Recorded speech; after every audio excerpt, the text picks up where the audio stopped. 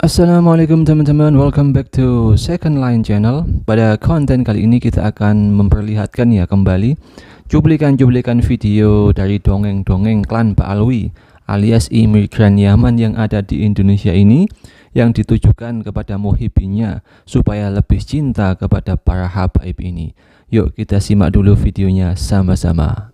Kalau saya kalau mau itu pesantren nggak pakai apa namanya semen, pakai emas saya pakai itu.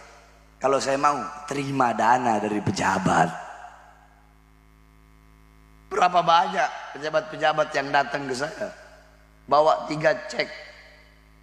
cek dari Inggris pound sterling, cek dolar Amerika, sama cek BCA Indonesia. Beb, Habib mau berapa? Puluh triliun, ratus triliun, tulis. Buset, katanya ditawarin puluhan triliun sampai ratusan triliun. Uang siapa tuh yang dipakai ya? Kalah si R7 ya. Terima dana dari pejabat. Berapa banyak pejabat-pejabat yang datang ke saya bawa 3 cek dari Inggris pound sterling, cek dolar Amerika, sama cek BCA Indonesia. Beb, Habib mau berapa? Puluh triliun, ratus triliun, tulis. Yang penting Habib diem-diem aja di pondok, nggak usah ceramah bahas-bahas pemerintah. Pondok Habib kami bangun semewah mungkin. Apa yang Habib mau kami kasih? Apa jawaban anak? Mohon maaf, saya nggak bisa kalian beli. Kalau Ustadz Kiai Habib yang lain mungkin bisa kalian beli. Bahar bin Smith sampai mati nggak bakal kalian bisa beli. Di urutan nomor 2 ada Habib lagi yang menceritakan kemampuan seorang Habib yang bisa memberikan syafaat ya kepada muhibbinya nanti di akhirat ya. Kita simak dulu dongeng berikut ini. Ketahuilah, jika ada orang zalim, dia aman dari semuanya. Ketahuilah, mereka masuk surga karena syafaat kami, keluarga Nabi SAW. Walaupun kamu merasa hina, kamu merasa gak ridho, kamu gak rela, itulah kami, keluarga Nabi SAW, bisa memberikan syafaat karena kami adalah keluarga Rasulullah SAW. Senang-senang amat. Perlu diketahui ya, yang bisa memberikan syafaat itu cuma Nabi Muhammad SAW ya. Itu pun dengan seizin Allah gitulah. Ya ini Habib ini yang sudah jelas nasabnya terputus ya. Jelas-jelas bukan keturunan Nabi, malah mengaku bisa memberikan syafaat bahkan kepada orang yang zalim sekalipun. Wow, kacau. Di urutan ketiga ada Habib Jindan bin Novel, yang mana beliau adalah gurunya Habib Ja'far Al-Haddar ya, Husain Ja'far Al-Haddar ya, yang spesialisasinya adalah dongeng-dongeng kuburan. Yuk kita simak dongeng selanjutnya apalagi yang dia sampaikan. Dimasukin dalam kuburan, begitu kuburan ditutup, dihampiri oleh malaikat Munkar wa Nakir. Munkar wa Nakir Datang kepada dia. Ini orang ini bercerita, sungguh ketika dalam mimpi saya dibangunkan oleh Munkar wa Nakir, ditanya, "Man rabbuka?" Ketika saya nggak tahu harus menjawab bagaimana, grogi. Tahu-tahu datang Imam Al-Haddad di hadapan saya, menghalangi antara saya dengan malaikat tersebut yang menyiksa saya. Dia bilang, Imam Al-Haddad bilang, "Stop, hadza min ashabina." Ini mayit nih, sahabat saya. Itu malaikat mundur, marhaba, marhaba, jalan.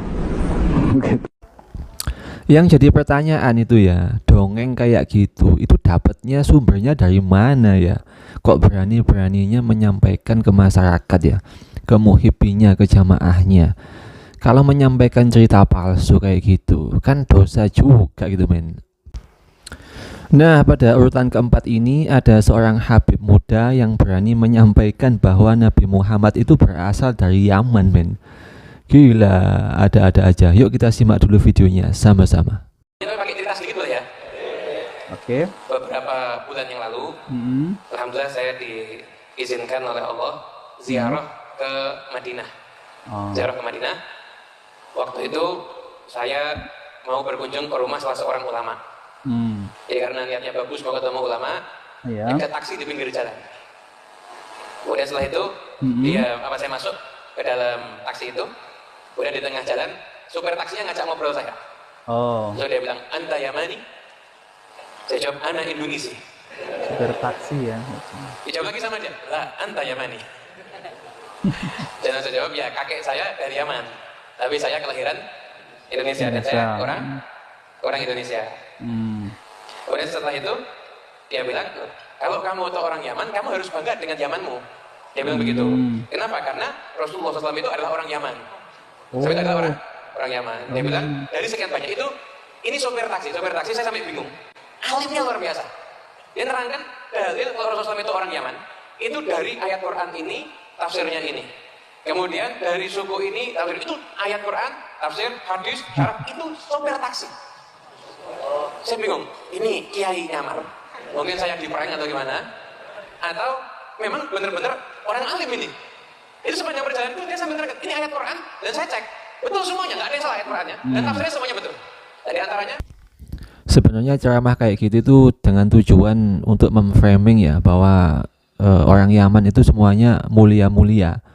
Bahkan yang zalim, yang siapapun yang berbuat maksiat, pokoknya orang Yaman cinta habaib itu pasti selamat dan masuk surga. Jadi doktrin-doktrinnya itu menyesatkan, men. Dan doktrin semacam ini sudah berlangsung sebenarnya sudah sangat lama ya, sudah puluhan tahun. Cuman zaman dahulu mungkin media sosial tidak semembeludak seperti saat ini, makanya tenggelam ya ceramah-ceramah yang menyesatkan kayak gini. Jadi penjajahan intelektual yang dilakukan oleh klan-klan Ba'alawi ini itu sebenarnya sudah sistematis ya, sudah terstruktur dan masif ya. Jadi semua ada bagiannya masing-masing. Ada yang bagian ceramah, hurufat, ada yang bagian memalsukan makam, dan semuanya ditujukan untuk memuliakan imigran Yaman yang mengaku dzurriyyah Nabi ini, men. Nah, pada momen saat ini saatnya ya warga pribumi ya, warga masyarakat Indonesia asli buka mata, melek ya, jangan mau lagi dibohong-bohongin, dibodoh-bodohin, dijajah intelektual kita oleh pendatang-pendatang yang mempunyai tujuan yang tidak baik ya, seperti memalsukan makam, membelokkan sejarah, dan ceramah-ceramah yang menyesatkan dengan embel-embel memakai nama Nabi di belakang mereka. Dan ini ada satu lagi ya, di urutan yang kelima ada pengakuan seorang kiai ya, seorang warga Indonesia yang mengaku dulu pernah istrinya itu diminta oleh salah satu oknum Habib ya. Ini kan sudah keterlaluan ya. Coba kita simak dulu pengakuan berikut ini. Dan apa yang Habib inginkan sekarang, saya menginginkan istri antum. Maksudnya, iya saya pengen istri antum itu jadi istri saya. Loh, ini maksudnya gimana? Buktikan dong kalau antum cinta Rasul, cinta kakek anda, cinta Rasulullah, buktikan bahwa antum betul-betul cinta. Ana butuh istri antum. Akhirnya saya bilang, saya kaget ini. Saya sebenarnya mendengar kalimat ini juga emosi, ini mendengar permintaan semacam itu.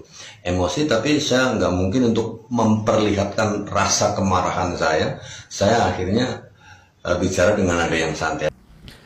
Jadi si oknum Habib ini ya memakai nama Nabi Muhammad Sallallahu Alaihi Wasallam untuk mendapatkan sesuatu yang haram untuk didapatkan gitu men ya, menghalalkan segala cara, bahkan berani memakai nama Nabi ya untuk mendapatkan sesuatu yang dia inginkan yang sebetulnya diharamkan oleh Allah.